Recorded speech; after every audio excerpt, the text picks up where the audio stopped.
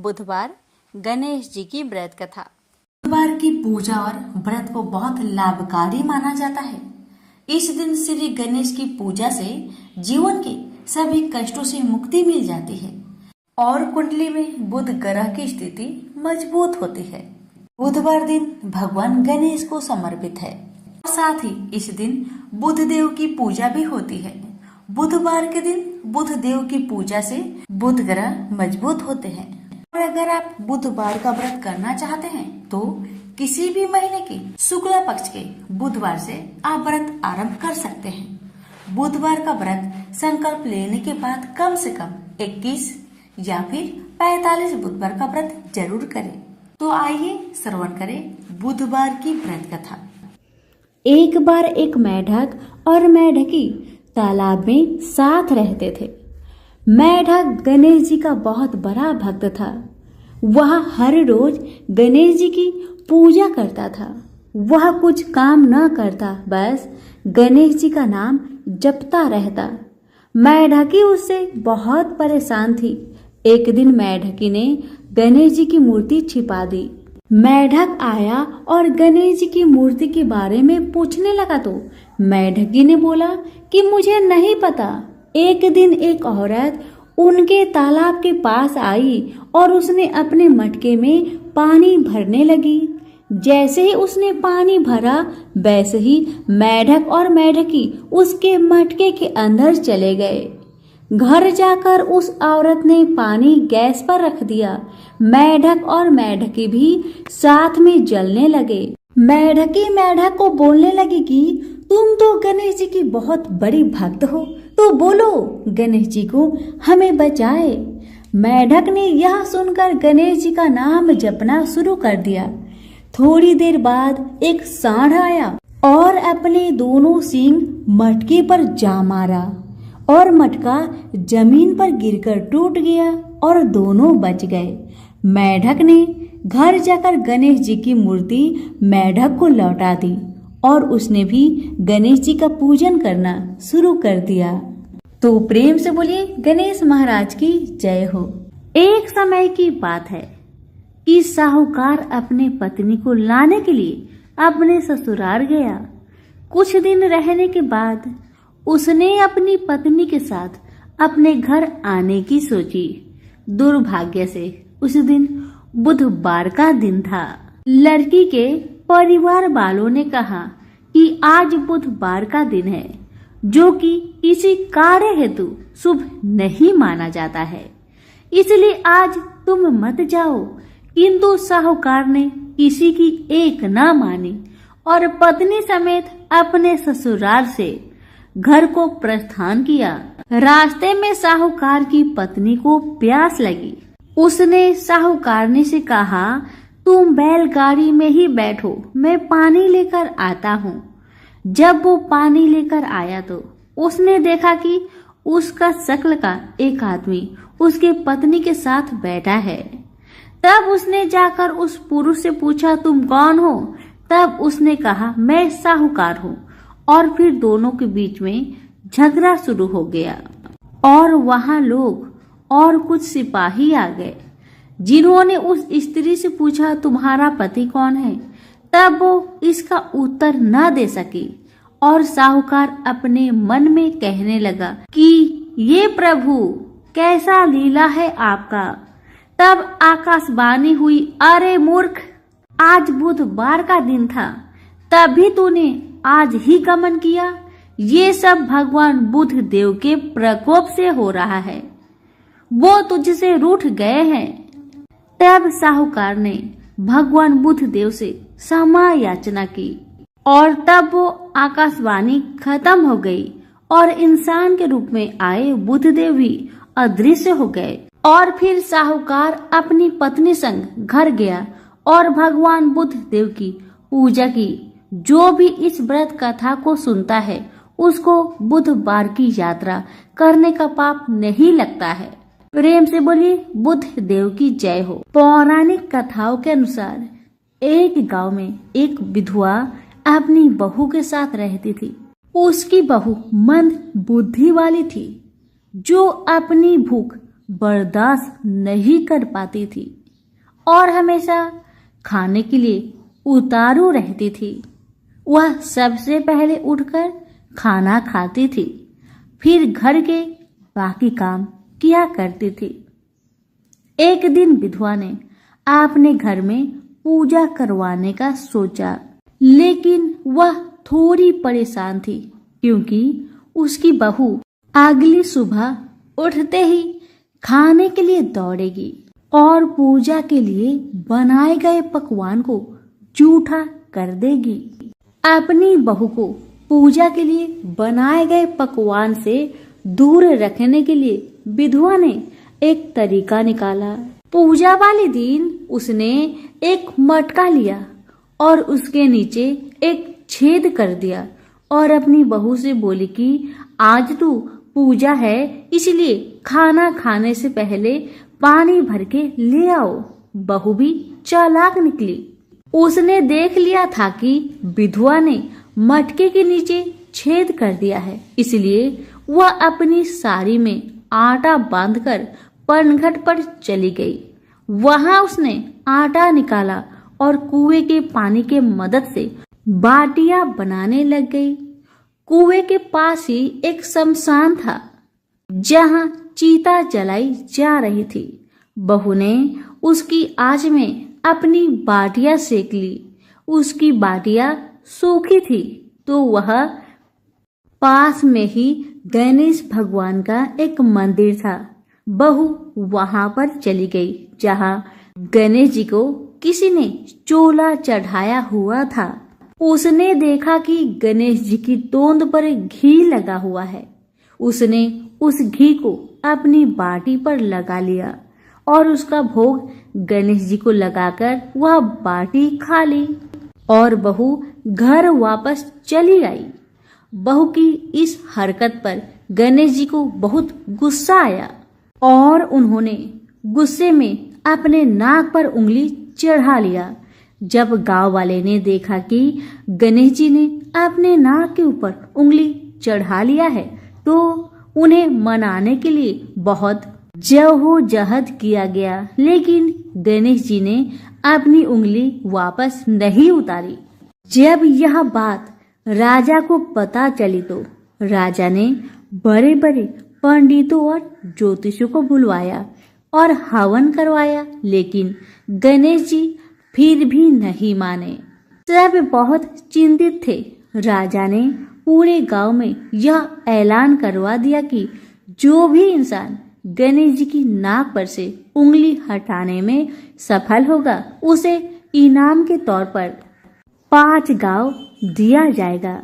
गांव के सभी लोग गणेश जी को मनाने आए, लेकिन गणेश जी किसी से भी न माने और अपनी उंगली नाक पर चढ़ाए रखे। अंत में विधवा की बहू बोली कि अगर सब उसे आज्ञा दे तो वह गणेश जी की उंगली हटा सकती है। उसकी बात सुनकर उसकी विधवा सासू माँ हंसने लगी और बोली कि जब बड़े बड़े विद्वान कुछ नहीं कर पाए तो वह कैसे गणेश जी को मना पाएगी। तब किसी ने बोला कि जब सब लोगों को मौका मिला तो उसे भी एक मौका मिलना चाहिए। फिर सभी लोग बहू को एक मौका देने के लिए मान गए, लेकिन बहू ने एक शर्त रखी। उसने कहा कि उसके घर से लेकर मंदिर तक पर्दा बांध दी जाए। सब लोगों ने सोचा कि इतना तो हो ही चुका है तो पर्दा बांधने में क्या जाता है। बहू के कहे अनुसार उसके घर से लेकर मंदिर तक पर्दा लगाया गया। बहू ने अपना दिमाग लगाया और वह अपने साड़ी की आंचल में मोगली छिपाकर मंदिर चली गई। अब बहू ने मंदिर में जाकर गणेश जी से बोला कि मैंने आपके तोंद से जरा सा घी क्या ले लिया, आपने अपने नाक पर उंगली चढ़ा ली। अब आप नाक पर से उंगली हटाइए या दूं एक मोगरी की, अभी आपके टुकड़े टुकड़े हो जाएंगे। बहू की यह चेतावनी सुनकर गणेश जी थोड़ा डर गए और उन्होंने सोचा कि यह तो पूरी पागल है, कहीं सच में यह मुझे मोगड़ी न मार दे। अब तो गणेश जी ने बिना सोचे समझे अपनी नाक पर से उंगली हटा ली, जिसे देखकर गांव वाले बहुत खुश हो गए और बहू का जय जयकार करने लगे। राजा के ऐलान के मुताबिक बहू को 5 गांव इनाम में दिए गए। यह कथा सुनकर लोग गणेश भगवान से यह मांगते हैं कि वह भी उस बहू की तरह सबकी बात मान जाए और उनकी सभी मनोकामनाएं पूरी करे। तो प्रेम से बोलिए गणेश महाराज की जय हो। पुराणों में बताया गया है कि एक बार भगवान गणेश गंगा नदी के किनारे तपस्या कर रहे थे। इसी कालावधि में धर्मात्मज की कन्या तुलसी विवाह की इच्छा लेकर तीर्थ यात्रा पर निकली। देवी तुलसी सभी तीर्थ स्थल का भ्रमण करते हुए गंगा के तट पर पहुंची। गंगा तट पर देवी तुलसी ने देखा कि युवा गणेश जी तपस्या में लीन थे। शास्त्रों के अनुसार तपस्या में विलीन गणेश जी रत्न जटित सिंहासन पर विराजमान थे। उनके समस्त अंगों पर चंदन लगा हुआ था। उनके गले में परिजात पुष्प के साथ स्वर्ण मणि रत्नों के अनेक हार पड़े थे। उनकी कमर में अत्यंत कोमल रेशम का पीतांबर लिपटा हुआ था। तुलसी श्री गणेश के इस सुंदर स्वरूप पर मोहित हो गई। उसके मन में गणेश से विवाह करने की इच्छा जागृत हुई। तुलसी ने विवाह की इच्छा से उनका ध्यान भंग किया। तब भगवान श्री गणेश ने तुलसी द्वारा तब भंग करने को अशुभ बताया और तुलसी की मनसा जानकर स्वयं को ब्रह्मचारी बताकर उसके विवाह प्रस्ताव को नकार दिए। विवाह प्रस्ताव ठुकराने पर तुलसी ने नाराज होकर गणेश जी को श्राप दिया कि उनके एक नहीं बल्कि 2 विवाह होंगी। इस पर श्री गणेश ने भी तुलसी को श्राप दे दिया कि तुम्हारा विवाह एक असुर से होगा। एक राक्षस की पत्नी होने का श्राप सुनकर तुलसी ने गणेश जी से माफी मांगी। तब गणेश जी ने तुलसी से कहा कि तुम्हारा विवाह शंखचूड़ राक्षस से होगा, किंतु फिर तुम भगवान विष्णु और श्री कृष्ण को प्रिय होने के साथ ही कलयुग में जगत के लिए जीवन और मोक्ष देने वाली होगी। पर मेरी पूजा में तुलसी चढ़ाना शुभ नहीं माना जाएगा। तब से ही भगवान श्री गणेश जी को पूजा में तुलसी चढ़ाना वर्जित माना गया है। प्रेम से बोलिए गणेश जी की जय, तुलसी जी की जय। एक गांव में एक माँ बेटी रहती थी। एक दिन वह अपनी माँ से कहने लगी कि गांव के सब लोग गणेश मेला देखने जा रहे हैं, मैं भी मेला देखने जाऊंगी। माँ ने कहा कि वहां बहुत भीड़ होगी, कहीं तुम गिर जाओगी, तुम्हें चोट लगेगी। लड़की ने माँ की बात नहीं सुनी और गणेश मेला देखने चल पड़ी। माँ ने जाने से पहले बेटी को 2 लड्डू दिए, एक घटी में पानी दिया। माँ ने कहा कि एक लड्डू तो गणेश जी को खिला देना और थोड़ा सा पानी गणेश जी को पिला देना। दूसरा लड्डू तुम खा लेना और बचा हुआ पानी तुम पी लेना। लड़की मेले में चली गई। मेला खत्म होने पर सभी गांव वाले वापस आ गए, लेकिन लड़की वापस नहीं आई। लड़की मेले में गणेश जी के पास बैठ गई और कहने लगी कि एक लड्डू और पानी गणेश जी तुम्हारे लिए और एक लड्डू और बचा पानी मेरे लिए है। इस तरह कहते कहते सारी रात बीत गई।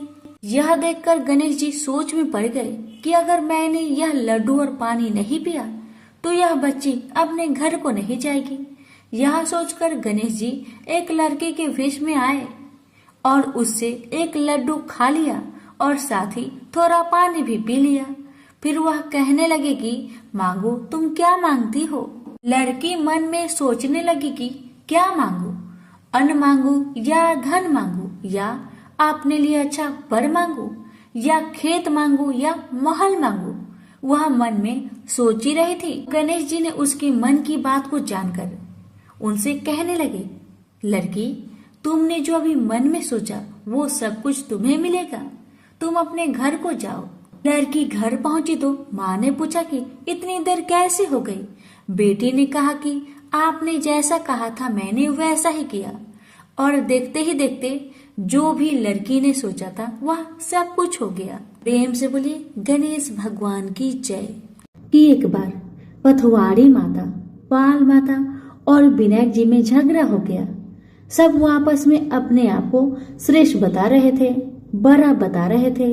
इतने में उनके सामने से एक लड़का जा रहा था जो कि ब्राह्मण का लड़का था। उस ब्राह्मण के लड़के को देखकर पाल माता, पथवारी माता और गजानन जी ने उसे रोका और कहा, ए लड़का, हमारा न्याय करके जा। तो लड़का बोला, हे भगवान, मैं कल वापस आऊंगा, तब आप सबका न्याय कर दूंगा। ब्राह्मण का लड़का बहुत चतुर था।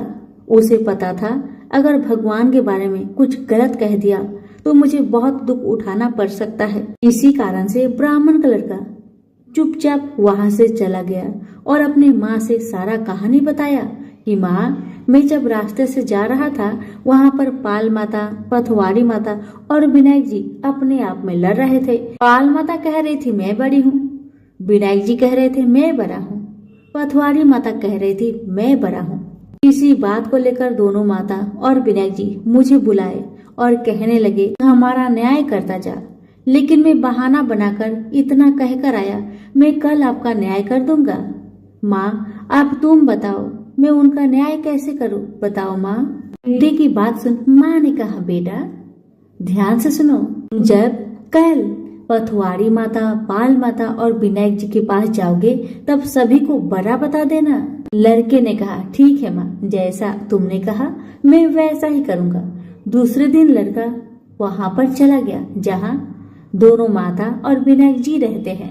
ब्राह्मण का लड़का सबसे पहले पाल माता से बोला, हे पाल माता, आप बड़ी हैं क्योंकि हर व्यक्ति आता है और स्नान ध्यान करके शुद्ध होकर जाता है और आप सबकी रक्षा करती हैं, इसलिए आप बड़ी हैं। तो ब्राह्मण लड़का गया पथवारी माता के पास और कहने लगा, हे माता, आप सबसे बड़ी हैं क्योंकि जितने भी तीर्थ धर्म ध्यान कर ले पर आपकी पूजा किए बिना उनका कार्य पूर्ण नहीं होता। आप जीवित को भी तारती है और मरने के बाद भी उद्धार करती है। ये पथवारी माता पथ की धारणी, इसलिए आप बड़ी है। अब विनायक जी की बारी आया तो लड़का बोला, हे भगवान, सबसे पहले शुभ काम में आपको ही मनाया जाता है। आपको ध्याए बिना कोई काम सिद्ध नहीं होता, इसलिए हे विनायक जी आप बड़े हैं। माता, पथवारी माता और विनायक जी लड़के की चतुराई पर बहुत प्रसन्न हुए और बोले, हे लड़के, तुमने तो हम सबको ही बड़ा कर दिया। हम सब तुमसे बहुत प्रसन्न हैं, इसलिए जा हम तुम्हें आशीर्वाद देते हैं कि तुम सदा सुखी रहो। और उसके साथ ही पथवारी माता, पाल माता और विनायक जी ने जौ के 2-4 दाने उसके अंगोछे में डाल दिया। जौ के दाने को देखकर लड़का सोचने लगा, तो घाटे का सौदा हो गया। मैंने अपना दिन को खराब करके इन देवी देवताओं का न्याय किया और इसके बदले में मुझे कुछ जौ के ही दाने मिले। उदास मन से वह ब्राह्मण का लड़का जौ के दाने को अंगोछे में लपटकर घर जाके एक कोने में डाल दिया। बेटा घर आया तो माँ ने पूछा, बेटा न्याय कर आया, क्या मिला तुम्हें? बेटा ने कहा, घर के कोने में अंगोछे में रखा हूँ, जाकर देख लो। जैसे ही वहाँ गई, अंगोछे को उठाई, उसमें से ढेर सारे हीरे मोती का ढेर बरसने लगे। ये देखकर तो माँ अत्यंत प्रसन्न हो गई। माँ ने बेटे को बुलाया और कहा, बेटा आज तो पाल माता, पथवारी माता और विनायक जी आज तो हम पर प्रसन्न हुए हैं। माँ बेटी बहुत प्रसन्न हुए। हे भगवान, हे पाल माता, हे पथवारी माता, हे विनायक जी, ऐसे आपने ब्राह्मण के लड़के को दिए वैसे सबको देना। कहानी कहने वाले, सुनने वाले, हुकार भरने वाले को सुख समृद्धि धन धान्य देना। प्रेम से बोलिए पाल माता, पथवारी माता, विनायक जी की जय।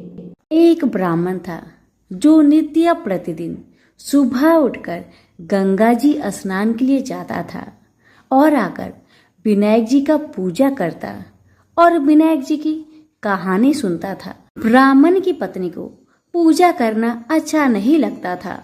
जब भी ब्राह्मण पूजा करता तो ब्राह्मणी गुस्सा हो जाती थी और कहती थी कि सुबह पहले पूजा करने के लिए बैठ जाते हो, मैं झाड़ू निकालती हूँ, घर का काम करती हूँ, तुम्हें कोई काम नहीं है क्या? ब्राह्मण अपनी पत्नी की बातों पर ध्यान ही नहीं देता था। एक दिन की बात है, ब्राह्मण गंगा जी नहाने के लिए चला गया। ब्राह्मणी ने विनायक जी को छुपा कर रख दिया। जब ब्राह्मण गंगा नहाकर वापस आए, विनायक जी की मूर्ति नहीं मिली तो ब्राह्मणी से पूछने लगा कि विनायक जी की मूर्ति कहाँ गई। ब्राह्मणी कहने लगी, मुझे क्या पता तुम्हारे विनायक जी कहाँ गए। अब तो ब्राह्मण खाना पीना खाना बंद कर दिया। ब्राह्मणी ने कहा, खाना खा लो, लेकिन ब्राह्मण ने कहा, जब तक मैं विनायक जी का पूजा नहीं कर लेता तब तक मैं अन्न जल ग्रहण नहीं करूंगा। ब्राह्मणी ने ब्राह्मण को बहुत समझाया मगर ब्राह्मण ब्राह्मणी की बात नहीं माने। अब तो ब्राह्मण और ब्राह्मणी दोनों झगड़ने लगे। दोनों को लड़ते झगड़ते देख विनायक जी की मूर्ति हंसने लगी। तब ब्राह्मणी गुस्से में आकर बोली कि मूर्ति वहां रखी है। उसके बाद ब्राह्मण ने विनायक जी की पूजा अर्चना की।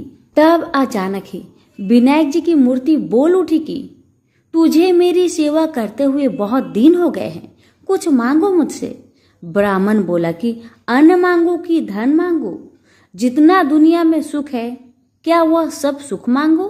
तब विनायक जी ने सारा सुख धन अन्न सब ब्राह्मण को दे दिए। ब्राह्मण मूर्ति को मंदिर में रखकर पूजा अर्चना करने लगा। ब्राह्मणी को इतना अन्न धन मिलने से उसकी भी पूजा करने की श्रद्धा जाग उठी और वह भी ब्राह्मण को बोलकर मूर्ति घर में रखवाई और खूब प्रेम से गणेश महाराज की पूजा करने लगी। हे विनायक जी महाराज, जैसा सुख अपने ब्राह्मण को दिया वैसा सुख सबको देना। विनायक जी की कहानी कहने वाले को, विनायक जी की कहानी सुनने वालों को और हुक्कार भरने वालों को और पूरे परिवार को देना। तो बोलो गजानंद गणेश जी महाराज की जय, विनायक जी महाराज की जय। विनायक जी और देवरानी जेठानी की कहानी। दो देवरानी और जेठानी थी। देवरानी के पास बहुत धन था लेकिन जेठानी बहुत गरीब थी। जेठानी गणेश जी की बहुत आराधना करती थी। वह अपनी देवरानी के घर आटा पीसने जाती थी। जिस कपड़े से वह आटा छानती उसी कपड़े को वह अपने घर को लाकर पानी में घोलकर अपने पति को पिला देती थी। एक दिन देवरानी के लड़के ने देख लिया और अपनी माँ से बोला कि माँ, ताई यहाँ से आटा का कपड़ा ले जाकर ताऊ जी को घोलकर पिला देती है। देवरानी की बात सुनकर बहुत गुस्सा हुई जेठानी और गुस्से में बोली कि मेरे घर से आटा छानने के बाद कपड़ा यहीं पर रखकर हाथ धोकर जाए। वह ऐसा ही करने लगी। लेकिन जब वह घर जाती तो उसका पति बोलता कि मुझे आटा घोलकर दे, मुझे बहुत भूख लग रही है। जेठानी ने बोला कि आज उसने आटा छानने का कपड़ा रख लिया। तब उसका पति गुस्से में आकर उसको मारने लगा। उस रात वह गणेश जी करते हुए सो गई। गणेश जी आए और उन्होंने पूछा, क्यों सो रही है? वह बोली कि मेरी देवरानी के आटा छानने को कपड़े लाकर मेरे पति को घोलकर पिला दी थी। आज उसने कपड़ा रख लिया, इसलिए आज मैं अपने पति को आटे के घोर पिला नहीं सकी, इसलिए मेरे पति ने मुझे मारा। गणेश जी ने कहा कि मैं घर घर से तिलकुट्टा खाकर आया हूँ, इसलिए मुझे शौच जाना है। कहाँ पर जाऊँ बताओ? उसने कहा कि महाराज बहुत जगह पड़ी है, कहीं पर भी चले जाओ। गणेश जी शौच करके वहां से चले गए। थोड़ी देर बाद जब उसने उठकर देखा कि सारा घर तो हीरे से जगमगा रहा है, वह धन को इकट्ठा करने लगी तो देवरानी के घर जाने में देर हो गई। देवरानी ने लड़के को भेजा कि देख कर आओ, आज ताई क्यों नहीं आई। लड़के ने आकर देखा कि ताई के घर में तो बहुत सारा धन हो रहा है। उसने जल्दी जाकर अपनी माँ को बताया। देवरानी दौड़ी दौड़ी आई और पूछा कि तेरे यहाँ इतना धन कहाँ से आया। तब जेठानी ने सारी बात बता दी। इतनी बात सुनकर देवरानी घर पर आई और अपने पति से बोली कि मुझे भी लकड़ी से मारो। जेठानी के पति ने उसे लकड़ी से मारा था। उसके घर बहुत धन हो गया। उसका पति बोला कि तू धन की भूखी क्यों मार खाती है, लेकिन वह नहीं मानी। उसके पति ने उसे खूब मारा। वह सारा मकान खाली करके गणेश जी का नाम लेकर सो गई। गणेश जी आए और बोले कि घर घर से तिलकुट्टा खाकर आया हूँ, इसलिए मुझे शौच जाना है, मैं कहाँ पर जाऊं। तब वह बोली कि महाराज, मेरे तो बहुत बड़ा मकान है, कहीं पर भी चले जाओ। गणेश जी शौच करके ही वहां से अंतर ध्यान हो गए। थोड़ी देर बाद उठकर देखी तो उसने देखा कि घर में बहुत सारा कूड़ा कचरा रखा हुआ है। यह देखकर वह बोले कि महाराज, आपने तो मेरे साथ छल किया है। जेठानी को इतना सारा धन दे दिया और मुझे कूड़ा करकट दे दिया। अब गणेश जी वहां आए और बोले कि तू धन की भूखी मार खाई, वह धर्म की भूखी। देवरानी बोली कि महाराज, ये सब कूड़ा कचरा समेटो, मुझे तो धन नहीं चाहिए। तब गणेश जी ने कहा कि तेरे पास जितना धन है उसमें से आधा जेठानी को दे दे, तब यह कूड़ा कचरा समेट लूंगा। देवरानी ने जब अपने धन में से आधा धन जेठानी को दिया, तब गणेश जी ने अपनी सारी माया समेटी। हे गजानन गणेश जी महाराज, देवरानी को दिया वैसा किसी को मत देना, जेठानी को दिया वैसा सबको देना। विनायक जी की कहानी कहने वालों को, विनायक जी की कहानी सुनने वाले को, पुकार देने वाले को और पूरे परिवार को देना। प्रेम से बोलिए गणेश भगवान की जय। बहुत समय पहले की बात है। किसी गांव के बाहर एक बरगद का पेड़ था, जिसके पास ही गणेश जी का एक छोटा सा मंदिर था। गांव में और मंदिर नहीं थे, इसलिए सब लोग इसी मंदिर में आकर पूजा किया करते थे। गांव में एक भिखारी भी रहता था। भीख मांगना ही उसका काम था। गांव छोटा सा था।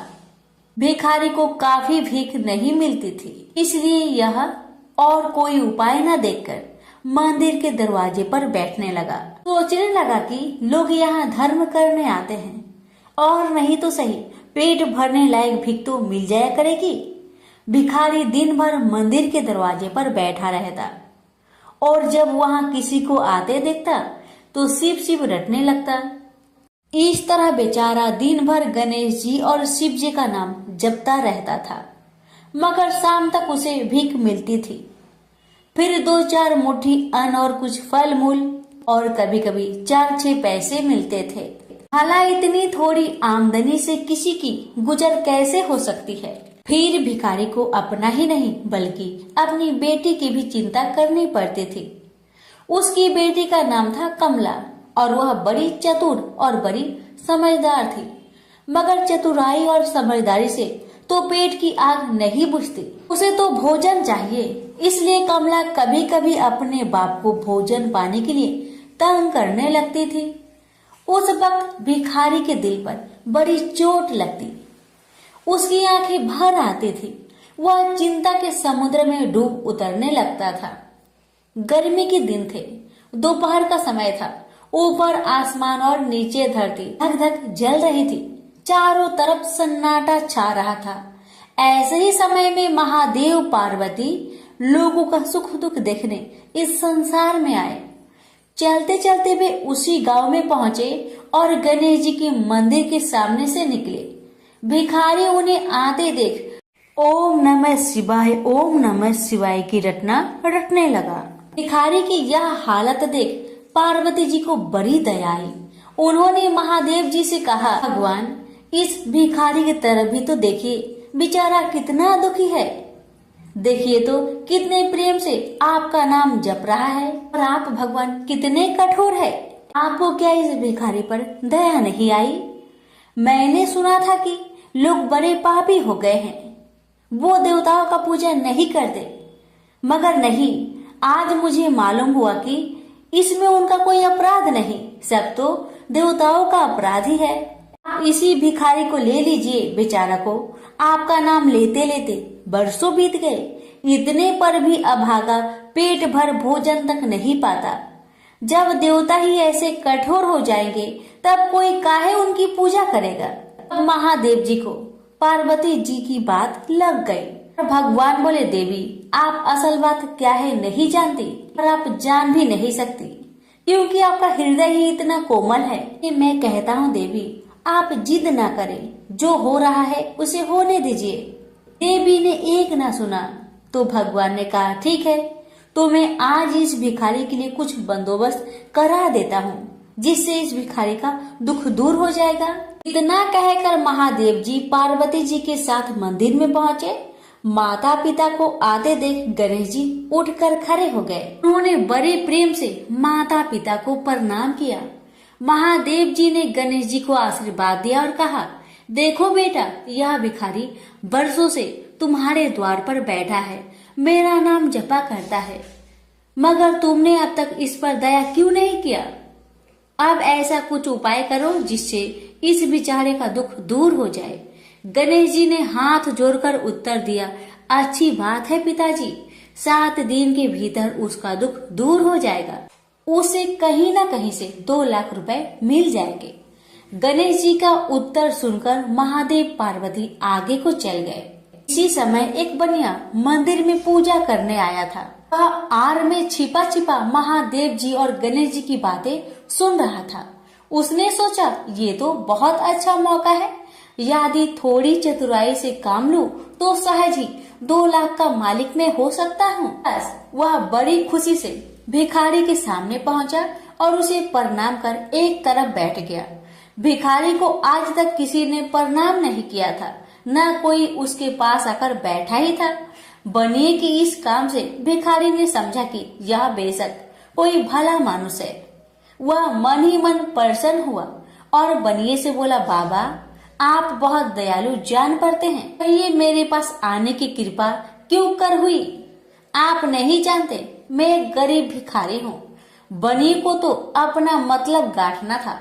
मीठेपन से बोला, आप भिखारी है, कौन कहता है कि आप भिखारी है। मुझे अच्छी तरह मालूम है कि आप एक पहुंचे हुए महात्मा हैं और आपके दर्शन से लोगों के पाप दूर हो जाते हैं। मैं भी आपके दर्शन करने चला आया हूँ। मुझे आपसे कुछ पूछना है, यदि आज्ञा दो तो पूछो। भिखारी खुशी से बोला, पूछिए। बनिया बोला, भला दिन भर आपको कितनी भीख मिल जाती है। भिखारी बोला, भाई मिलने की क्यों पूछते हो, यहाँ तो पेट की भी लाले पड़े रहते हैं। रोजाना 2-4 मुट्ठी अन्न मिल जाता है, कभी 2-4 पैसे भी मिल जाते हैं, किसी तरह दिन काट लेता हूँ। बनिया कहने लगा, राम राम, आप जैसे महात्मा और यह कष्ट। इस गांव के आदमी भी क्या आदमी हैं, आपकी थोड़ी सी सहायता नहीं कर सकते। आप कैसे यह कष्ट सह लेते हैं। मुझे तो आप पर बड़ी दया आती है। मेरे जी में आता है कि मैं आपकी कुछ सेवा करूं, पर कहने में डर मालूम होता है। भिखारी बोला, आप मेरी सहायता कर सकते हैं। अब बनिया हंसते हुए बोला, मेरी इतनी हैसियत कहाँ है जो आपकी कुछ सेवा कर सकूं, मगर एक बात है, आज से 7 दिन तक आपको जो कुछ भी मिले वह मुझे दे दीजिए, बदले में आपको मैं 100 रुपया दे दूंगा। 100 रुपये के नाम सुनते ही भिखारी मारे खुशी के उछल पड़ा। उसने सोचा, अगर 100 रुपये मिल जाए तो क्या कहना, यहाँ तो 7 दिन में 7 आने के सामान भी न मिले, तब तो 100 रुपये छोड़ देना सरासर बेवकूफी होगी, पूरा गधापन है। मगर इसी समय उसे लड़की की ख्याल आ गई। उसने सोचा, अगर मैं 100 रुपया लेकर घर पहुंचा और मेरी बिटिया रानी गुस्सा करने लगी तो पहले मैं उसकी सलाह ले लेता हूँ। बस यही विचार में आते ही उसने बनिए को जवाब दिया, आपने मुझ पर बड़ी कृपा की, मगर मैं अभी कुछ नहीं कह सकता, सोच विचार करके कल कहूँगा। जब बनिया चला गया तब भिखारी ने अपनी बिटिया को बुलाया और उससे सब हाल कह सुनाया। चतुर बिटिया कमला ने फौरन समझ गई कि इसमें जरूर कोई बनिए की शैतानी है। उसने पिता से कहा, बनिया बिना फायदे के क्यों 100 रुपये देने चला? खैर कोई बात नहीं पिताजी, मैं कल उस बनिए से बातें तय कर लूंगी, मगर आप बीच में कुछ ना बोलना। उधर बनिए का बुरा हाल था। रात भर उसके पेट में चूहे उछलते रहे। बड़ी मुश्किल से सवेरा हुआ। बनिए की जान में जान आई। वह हाथ मुंह धोते ही भिखारी के पास आ पहुंचा और छूटते ही बोला, क्या विचार किया आपने? कमला भी बनिए से निपटने को तैयार बैठी थी। बनिए की बात सुनते ही उसने जवाब दिया, सेठ जी, हम लोगों ने विचार किया, भला 100 रुपये में क्या होता है? इतना सस्ता सौदा होना मुश्किल है, माफ कीजिए। कमला का उत्तर सुनते ही बनिए पर मानो बिजली गिर पड़ी। पर लाख रुपए के लालच छोड़ना भी कठिन था। वह 200 रुपए देने को राजी हो गया। अब तो कमला का संदेह और भी पक्की हो गया। वह समझ गई कि बनिया जरूर किसी भारी लाभ के लिए ही इतने रुपए देना चाहता है। उसने जवाब दिया, सेठ जी, इतना सस्ता सौदा और कहीं होता होगा? 100 दो, 100 या 1000 दो। 1000 में तो होता ही क्या है? जो चीज आप कौड़ियों में मोल खरीदना चाहते हैं वह लाख रुपए में भी सस्ती है। यह सुनकर बनिया बहुत घबराया, परंतु उसने अपनी कोशिश जारी रखी। मारे लोभ के वह अंधा हो रहा था। उसको लोभ का भूत सवार हो गया था। उसने 100 दो, 100 से बढ़कर अंत में 50,000 लगा दिए। अब कमला ने सोचा, इतने रुपए थोड़े नहीं होते। अब बिटिया कमला ने सोचा, इतने बड़े रकम को छोड़ना ठीक नहीं है। उसने बनिए से कहा, खैर आप नहीं मानते तो मैं ही आपकी बात मान लेती हूँ, मगर शर्त यह है कि रुपए अभी मिलने चाहिए। ये शर्तें मंजूर करने में बनिए को क्या उजर थी। वह खुशी खुशी घर लौटा। उसने सोचा 50,000 रुपए देकर 1 लाख लेना कुछ बुरा नहीं है। 2 लाख न सही 1.5 लाख मालिक तो बन ही जाऊंगा। आहा, मेरी तकदीर भी कितनी चोखी है। साथ ही दिन में 50,000 का लाभ हो गया। उसने घर आते ही भिखारी के पास 50,000 रुपए भेज दिए।